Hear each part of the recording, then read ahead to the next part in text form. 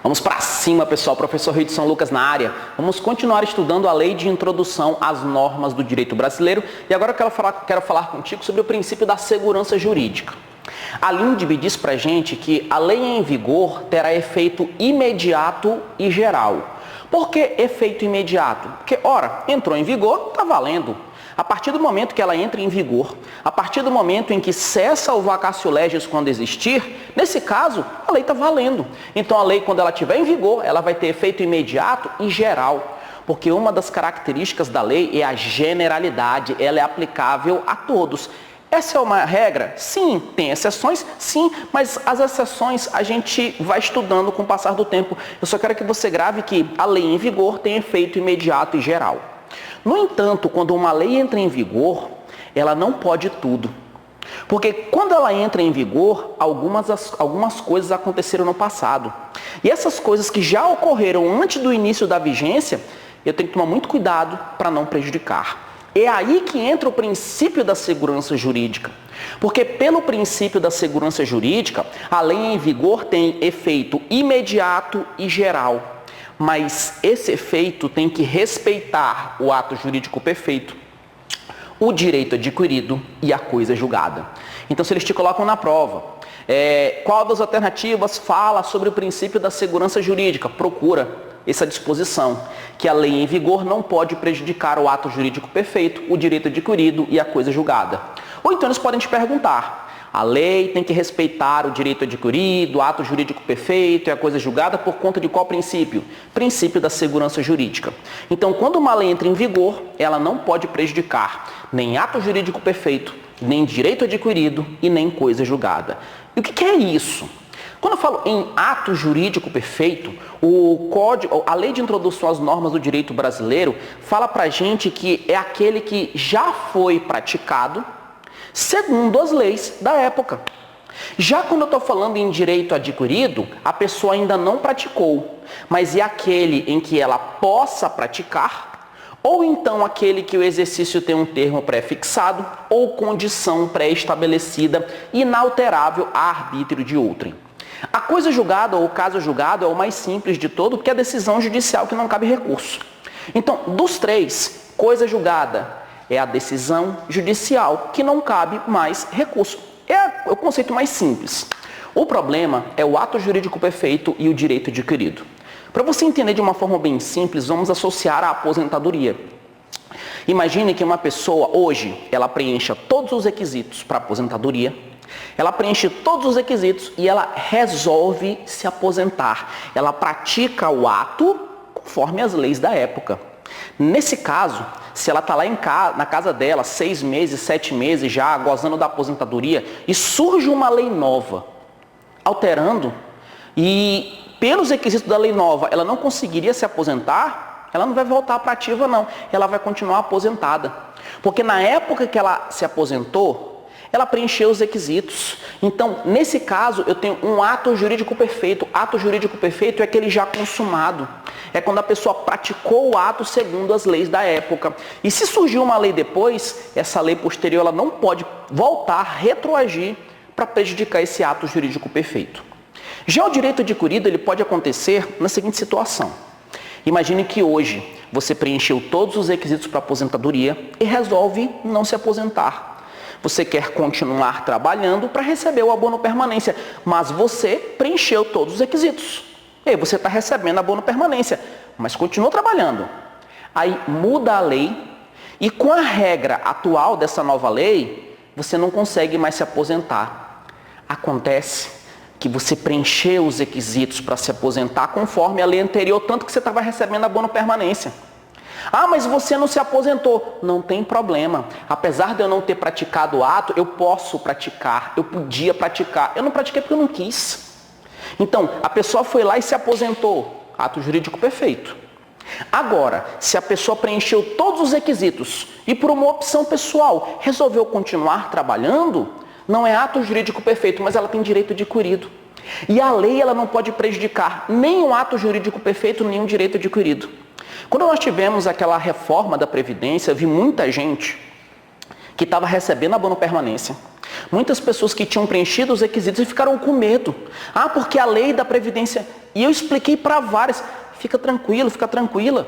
Se você preencher os requisitos para aposentadoria e continuou trabalhando, ela não vai te prejudicar, porque mesmo que você não tenha se aposentado, você tem direito adquirido. Só que infelizmente teve muita gente que se aposentou.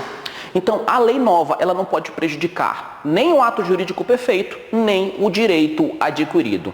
Toma muito cuidado. Sabe por quê? O direito adquirido, ele pode ter exercício com termo pré-fixado ou condição pré-estabelecida. Aqui eu não vou falar sobre os elementos acidentais, tá? Não é o objetivo, eu só quero que você memorize o seguinte. Se eles colocarem na prova, o direito adquirido pode ser sujeito a termo? Sim. O direito adquirido pode ser sujeito à condição? Sim. O direito adquirido pode ter o seu exercício com termo pré-fixado ou condição pré-estabelecida inalterável, a arbítrio de outrem. Então, o direito adquirido pode ser sujeito a termo ou a condição. Como é a hipótese da doação de um bem para aquele momento em que a pessoa se casa. Então, se eu doar um bem, se a pessoa se casar, ou seja, eu faço a doação de um carro se você casar. A doação de um carro, se você casar, é uma situação de condição. Nesse caso, em que eu tenha uma doação de um bem, se a pessoa casar, surgindo uma lei nova, essa lei nova não vai prejudicar essa doação. Sabe por quê? Porque nesse caso eu tenho um direito adquirido. Essa doação de um bem, se a pessoa casar, é um exemplo de direito adquirido sujeito à condição pré-estabelecida. Se essa condição pré-estabelecida é inalterável, ou seja, as partes definiram que não tem como alterar e é aquilo mesmo, a lei também não vai poder alterar. Então, se ele te coloca na prova esse exemplo, a doação de um bem, se a pessoa casar, te dou um carro se você casar, te dou um apartamento se você casar, nesse caso a lei nova não pode afetar essa doação, porque isso aqui é um exemplo de direito adquirido sujeito à condição. Beleza. Já que eu estou falando em doação, a doação a gente estuda lá nos contratos em espécie.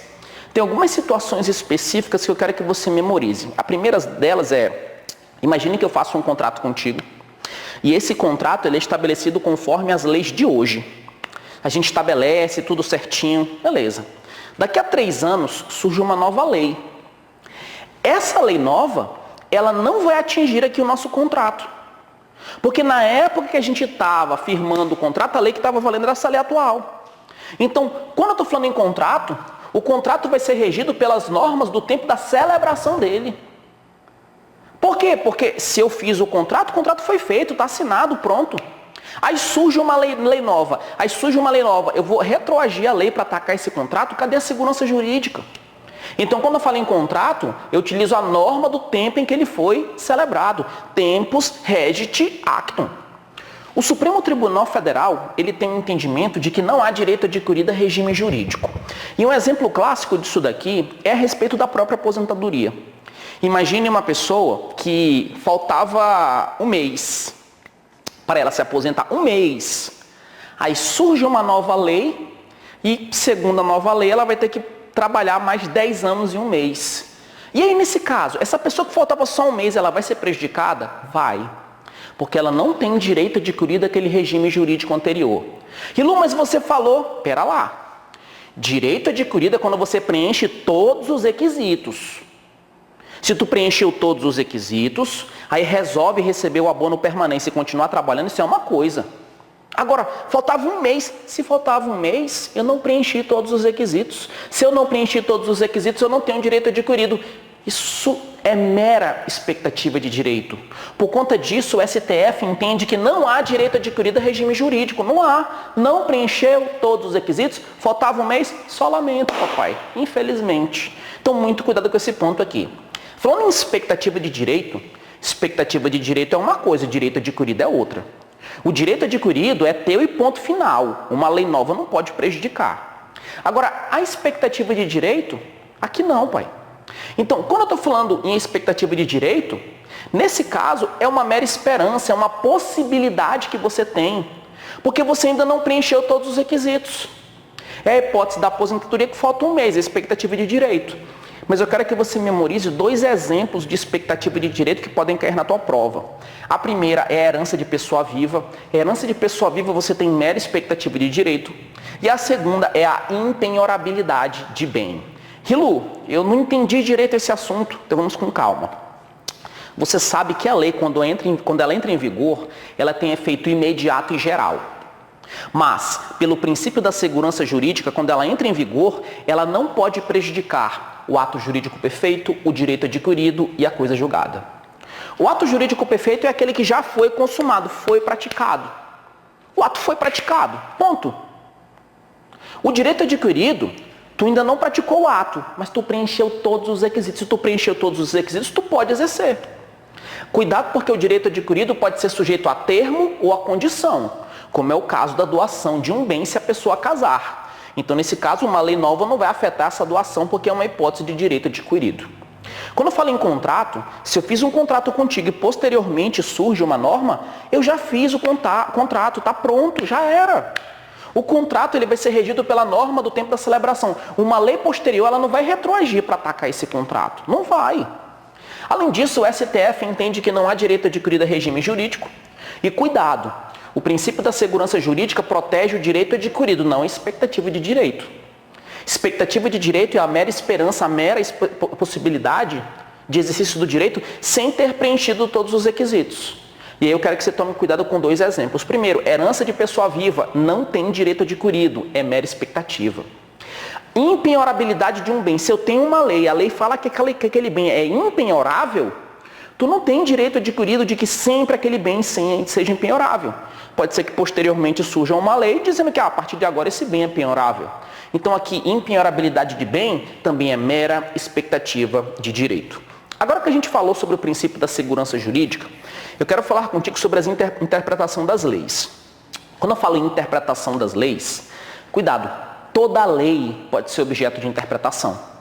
Toda lei pode ser objeto de interpretação. Só que nós temos os métodos de interpretação. Quando eu falo em métodos, esses métodos podem ser classificados conforme a origem, conforme o modo e também conforme o resultado. Às vezes, quando a gente pega uma doutrina, isso acaba se tornando uma leitura maçante, né? Mas é um tema tranquilo. Eu só quero te chamar a atenção sobre o seguinte. Isso que eu vou falar aqui é para direito civil. Lá em direito penal eu posso ter uma diferença ou outra, em direito do trabalho uma diferença ou outra, tá? Então, aqui é uma regra geral. Porque os outros ramos do direito, eles podem ter as suas especificidades. Mas assim, é um detalhezinho ou outro, porque esse aqui que é o grosso. Então, quanto à origem, eu quero saber sobre quem é que está interpretando. E sobre a origem, a interpretação ela pode ser autêntica ou legislativa, doutrinária ou jurisprudencial. A interpretação autêntica ou legislativa é aquela em que a própria lei diz o significado. Quando a gente pega o Código de Processo Penal, o Código de Processo Penal, ele diz qual é o conceito de caso. O que é caso? Ele fala. É compartimento fechado, não aberto ao público, ele diz. Então, a própria lei está te dizendo o que é. Então, é uma interpretação realizada pela própria lei. A própria lei está te dizendo o que significa. Nesse caso, é uma interpretação autêntica ou legislativa. Mas, em alguns casos, quem diz o significado daquela lei são os doutrinadores, são os estudiosos do direito. E aí você tem vários doutrinadores. Então, quando é um doutrinador que está te dizendo o significado daquele artigo, daquele parágrafo, daquele inciso, daquela linha, é uma interpretação doutrinária. E nós também temos a interpretação jurisprudencial, que é aquela realizada pelos nossos juízos, tribunais e juízes. O que vai acontecer? Se é um juiz que está efetuando a interpretação de uma lei, interpretação jurisprudencial ou judicial. Se é doutrinador, doutrinária. Agora, se é a própria lei, autêntica ou legislativa. Então, aqui sobre a origem é fácil, é tranquilo. Mas como que eles vão fazer essa interpretação? E aí vem o modo. Quando eu falo modo, cuidado. A interpretação, ela não é só uma. Porque, por exemplo, um juiz ou um tribunal, eles podem efetuar a interpretação gramatical. Então, a interpretação ela pode ser jurisprudencial gramatical, doutrinária teleológica, não tem problema. são critérios de distinção diferentes. Então, de que forma que esses daqui podem efetuar a interpretação? Primeiro, no modo gramatical ou literal, que é aquele em que o intérprete ele segue o inteiro teor da lei, o sentido literal das palavras. Não, a palavra fala 30, então é 30, não é 20. Então, quando eu sigo o sentido literal da lei, essa é uma interpretação gramatical ou literal. Todavia, nem sempre seguir a letra fria da lei leva a uma decisão honesta. Porque não basta ao julgador decidir entre o legal e o ilegal. Não basta ao julgador decidir entre aquilo que é conveniente e inconveniente, justo e injusto. Ele tem que atuar principalmente entre aquilo que é honesto e desonesto. Então não é só seguir a letra fria. Então, em determinadas hipóteses, ele pode interpretar de outra forma. Como é o caso da interpretação teleológica, em que o intérprete vai observar as exigências atuais e concretas da sociedade. Algumas leis são muito antigas, como é o caso da Lei de Segurança Nacional. Você pega uma lei do século passado e você quer aplicar hoje, pera lá, não é assim. Ah, mas a lei está dizendo. Calma aí. Quando aquela lei foi editada, as exigências da sociedade eram umas, agora são outras. E o intérprete, ele pode pegar uma lei e observar o que ela significa, levando em conta as exigências atuais e concretas da sociedade, ou seja, hoje. Essa é uma interpretação teleológica. Já a interpretação lógica, aqui o intérprete ele observa qual que é a finalidade da lei, o que a lei quer. E pela interpretação lógica, é óbvio, é evidente, se a lei permite o mais, ela permite o menos. Se ela proíbe o menos, ela proíbe o mais. E Lu, mas como assim? Olha só, se tiver uma lei, ela permite que você construa avançando 10 metros em determinado terreno. Ora, se ela permite você avançar 10, ela permite 9. Por óbvio. Ah, mas a lei não está falando 9, a lei fala 10. Ah, pera lá, isso já é uma interpretação seca. Então, pela interpretação lógica, se a lei permitiu 10, ela permite menos do que 10. Se ela permite o mais, ela permite o menos. Se a lei fala que o prazo para te entregar a certidão é 30, eu posso te entregar em 20, eu posso te entregar em 15, por lógica. Agora, tem algumas pessoas que fazem isso, não, é 30 dias e ponto, acabou. Ah, por favor.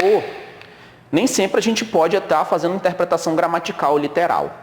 A interpretação histórica, ela é efetuada levando em conta os fatos históricos que deram ensejo ao nascimento daquela lei. Ah, a Lei Maria da Penha, o que aconteceu para a Lei Maria da Penha nascer?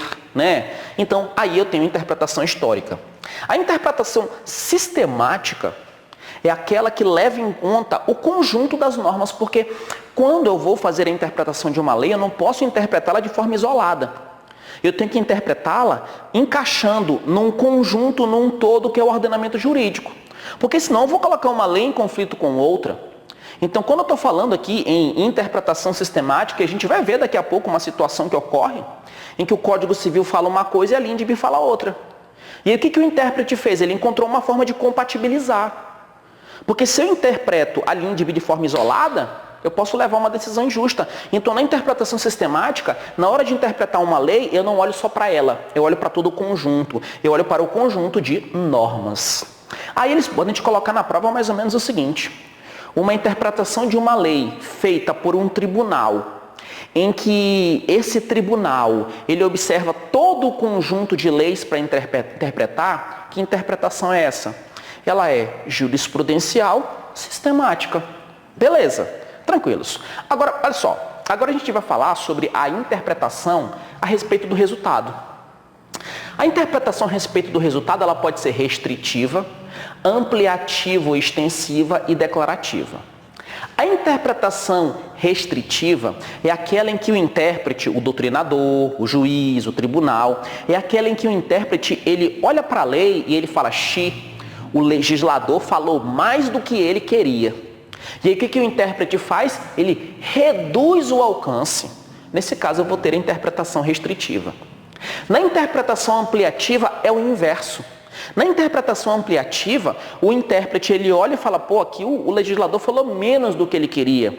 Ele falou só cônjuge, mas companheiro também dá. E aí eu vou ter a interpretação ampliativa ou extensiva.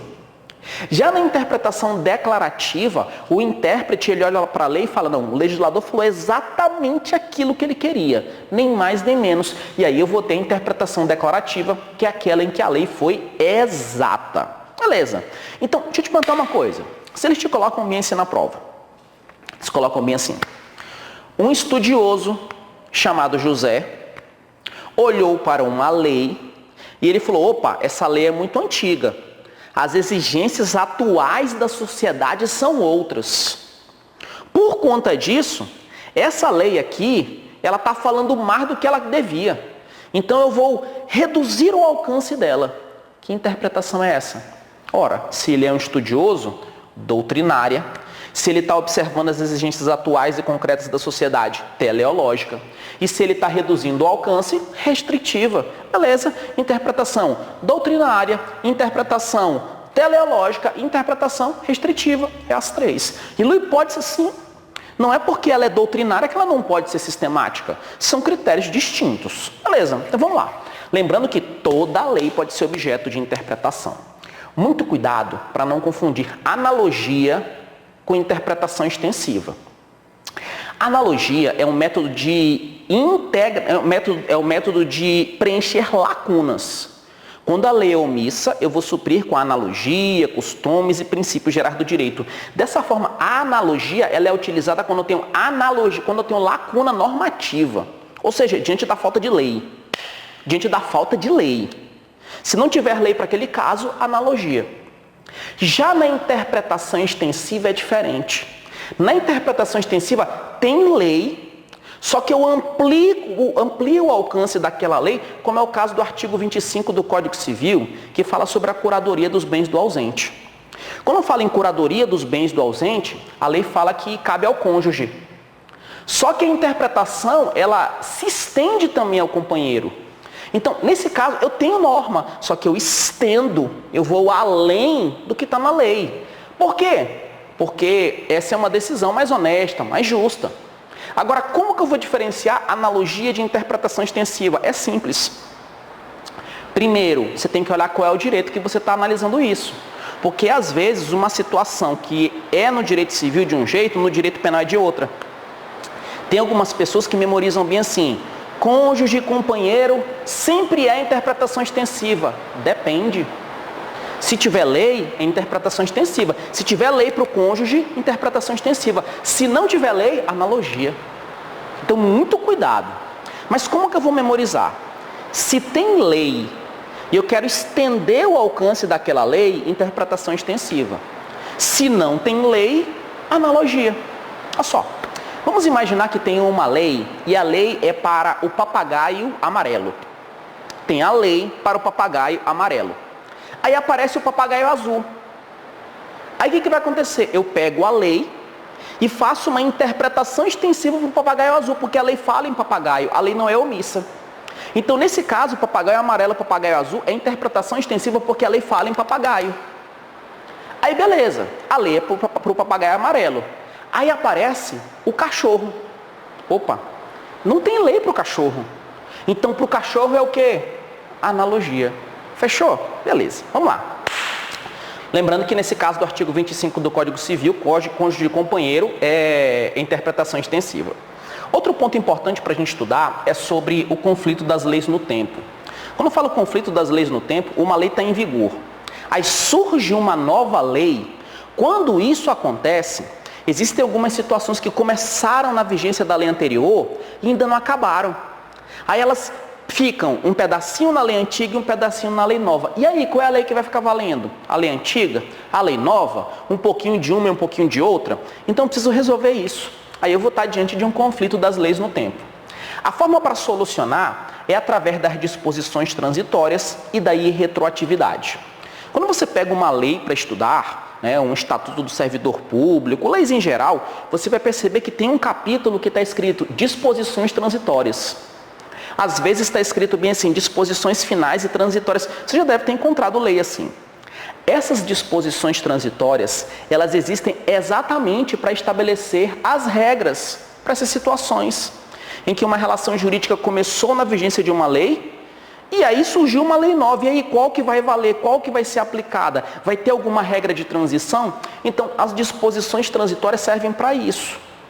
Então, as disposições transitórias, elas são uma forma de resolver esse conflito das leis no tempo. O próprio Código Civil, nós temos o Código Civil de 1916 e o Código Civil atual. Lá no finalzinho tem as disposições transitórias do Código Civil atual, exatamente para regular essas relações. Beleza. Aí o que vai acontecer? A irretroatividade é uma outra forma de solução do conflito das leis no tempo. E pela irretroatividade, uma lei nova que entra em vigor, ela tem força proativa, ela tem eficácia proativa, ex nunc, é daqui para frente. Então, regra é a irretroatividade. Regra, a lei não retroage. Regra é a eficácia proativa, da data que ela entra em vigor para frente. Mas essa irretroatividade não é absoluta. Em alguns casos pode haver irretroatividade? Sim, em alguns casos pode, desde que não prejudique o ato jurídico perfeito, o direito adquirido e a coisa julgada. Muito cuidado com isso. Só que quando houver retroatividade, a doutrina classifica em retroatividade mínima, retroatividade média e retroatividade máxima. A retroatividade mínima é aquela que alcança apenas os fatos e efeitos futuros. Já a retroatividade média, ela atinge os efeitos pendentes do negócio jurídico. E a retroatividade máxima atinge tudo, atinge os atos e fatos consumados. E na prova eles podem te perguntar, qual dessas retroatividades que é admitida no Brasil, quando for o caso de retroatividade? Aqui no Brasil, quando couber, é a retroatividade mínima, quando couber. Porque a lei nova, ela não pode atingir fatos e atos consumados. Olha só. A lei nova não atinge o ato jurídico perfeito já consumado, não pode atingir. A lei nova não pode atingir aqueles com efeitos pendentes, não pode. Então, aqui no Brasil, a lei que retroage, ela só atinge os fatos e efeitos futuros. O que aconteceu lá atrás já era. Aqui é importante a gente tomar cuidado com a súmula 654 do STF. E nesse curso, quando a gente tiver uma jurisprudência, um informativo, uma súmula importante, já vou colocar no quadro. Pela súmula 654 do STF, a irretroatividade, ela não é invocável pelo ente estatal que criou a lei. Opa, o ente que criou a lei, ele quer alegar irretroatividade? Não, não pode. Então, segundo o STF, o ente estatal, o Estado, o município, aquele ente estatal que criou a lei, ele não pode alegar irretroatividade. Ele não, só outra pessoa. Tá? Segundo a súmula 654 do STF. Reluz ser enrolado. Calma, não precisa bater cabeça não. Só grava o seguinte, o Brasil adotou o quê? A retroatividade mínima. Dessa forma, quando houver retroatividade no Brasil, quando houver, se for um caso em que ocorra, essa retroatividade, ela pode atingir um ato que já foi consumado no passado? Não. Pela retroatividade mínima, a lei nova não atinge os fatos e atos consumados ou com efeitos pendentes. Não pode, porque se começou com a lei anterior, o que eu te falei aqui? Contrato, norma do tempo da celebração. Fechou? Beleza. Agora, olha só. Sobre a eficácia da lei no espaço, aqui a gente começa um ponto que muita gente perde questão. E eu vou esquematizar de um jeito para que fique simples para você. Porque quando a gente pega a linha de biseca, que é um pouquinho enrolado. Sobre a eficácia da lei no espaço, é saber o local de aplicação. Aqui no Brasil eu aplico qual lei? Lei brasileira ou lei estrangeira? E sobre a eficácia da lei no espaço, aqui no Brasil a gente adotou o princípio da territorialidade. Mas não é territorialidade absoluta, é territorialidade temperada ou mitigada. Por quê? Porque aqui no Brasil, as nossas autoridades vão decidir se baseando pela lei brasileira. Essa é a territorialidade. Só que essa regra não é absoluta. Existem exceções, como é o caso do Estatuto Pessoal que a gente vai ver no próximo bloco. Então, em alguns casos, mesmo no Brasil, eu posso aplicar a lei estrangeira. Por isso, a nossa territorialidade ela não é absoluta. ela é temperada ou mitigada. Porque no Brasil a gente aplica a lei brasileira, salvo algumas exceções. Então, existem exceções. E quando eu tenho um caso de aplicar uma lei estrangeira no Brasil, isso é extraterritorialidade. Então, o que é extraterritorialidade? É a aplicação de uma lei estrangeira aqui no Brasil. Da mesma forma, a aplicação de uma lei brasileira em outro país também é extraterritorialidade. Mas, para que uma lei estrangeira seja aplicada no Brasil, eu preciso de alguns requisitos. Primeiro, autorização legal. Eu preciso ter uma lei autorizando aquela aplicação. Além disso, essa aplicação tem que ser realizada de acordo com a ordem pública e os bons costumes e não pode ofender a soberania nacional. Rilu, quando que uma lei estrangeira pode ser aplicada no Brasil? Calma que a gente vai ver a partir do próximo bloco, relaxa. Por hora, eu só quero que você entenda que isso pode ocorrer. Por isso, a nossa territorialidade, ela não é absoluta, ela é temperada ou mitigada. Para fechar aqui, o informativo 610 do STF, ele traz um ponto importante que é a dívida de jogo contraída por brasileiro em cassino estrangeiro. Tiveram alguns brasileiros que saíram daqui do Brasil, foram para Las Vegas. O que fizeram? Começaram a jogar, perderam muito dinheiro e começaram a chamar no caderninho. Faz o caderninho aí que daqui a pouco eu pago, daqui a pouco eu pago. E nesse daqui a pouco eu pago, daqui a pouco eu pago, eles viram que não tinha como eles pagarem, fugiram do hotel e se mandaram para o Brasil. Por quê? Porque se eu estou no Brasil, eu sou brasileiro, porque eles não mentiram. O brasileiro não pode ser extraditado. Filho, é evidente que o cassino estrangeiro vai entrar com uma ação querendo cobrar esse valor. Aí depois de um tempo, o oficial de justiça está lá na porta desse brasileiro que deu o pino lá no estrangeiro. Quem é oficial de justiça que fazer o quê? Penhorar teus bens. Isso pode acontecer sim. Segundo o informativo 610 do STJ, dívida de jogo contraída por brasileiro em cassino estrangeiro, de funcionamento legal no exterior, é juridicamente possível. Rilu, mas no Brasil é proibido o cassino. Sim, mas eu estou falando de um fato que aconteceu fora. Então, nesse caso, é juridicamente possível, segundo o STJ, segundo o informativo 610, isso cai em provas. Então, o que nós estudamos? Pelo princípio da segurança jurídica, a lei em vigor terá efeito imediato e geral, respeitados o ato jurídico perfeito, o direito adquirido e a coisa julgada. O ato jurídico perfeito é aquele já consumado. O direito adquirido é aquele que ainda não foi consumado, mas a pessoa preencheu todos os requisitos. Então ela pode exercer. E o direito adquirido pode ser sujeito a termo ou condição pré-estabelecida, inalterável a arbítrio de outrem. Como é o caso da doação de um bem se a pessoa casar. Nesse caso, essa doação aqui é direito adquirido. Então a pessoa, quando ela casar, ela vai receber o bem, porque ela tem direito adquirido. E se surgir uma lei nova? A lei nova não vai afetar, porque é direito adquirido. No caso de contrato, se um contrato foi firmado hoje e surgiu uma lei posterior, essa lei posterior ela não vai retroagir para atingir o contrato, porque o contrato é regido pela norma do tempo da celebração. Segundo o STF, não há direito adquirido a regime jurídico. Além disso, expectativa de direito é diferente de direito adquirido. A expectativa de direito é uma mera esperança, uma possibilidade do exercício do direito, sem que a pessoa tenha preenchido todos os requisitos legais. Então, tomar cuidado com dois exemplos. Herança de pessoa viva não é direito adquirido, é só expectativa. Impenhorabilidade de bem não é direito adquirido, é só expectativa. Todas as leis podem ser interpretadas.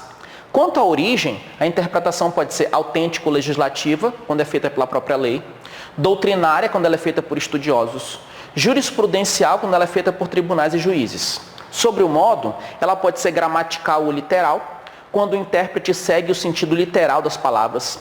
Teleológica, em que o intérprete ele observa as exigências atuais e concretas da sociedade.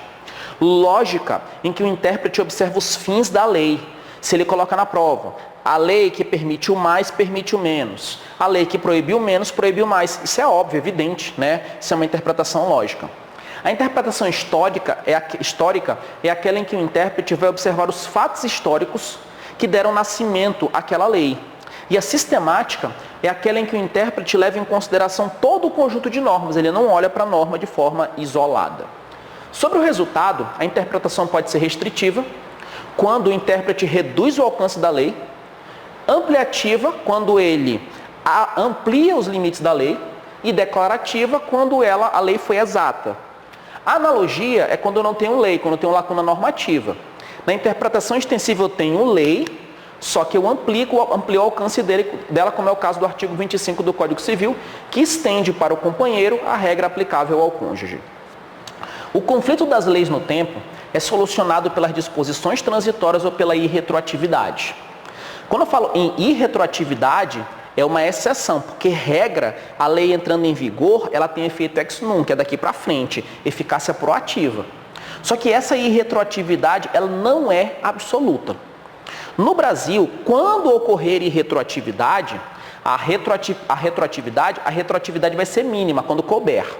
Dessa forma, quando for o caso de retroatividade, a lei nova não pode voltar para atingir fatos ou atos consumados, ela não pode voltar para atingir atos com efeitos pendentes.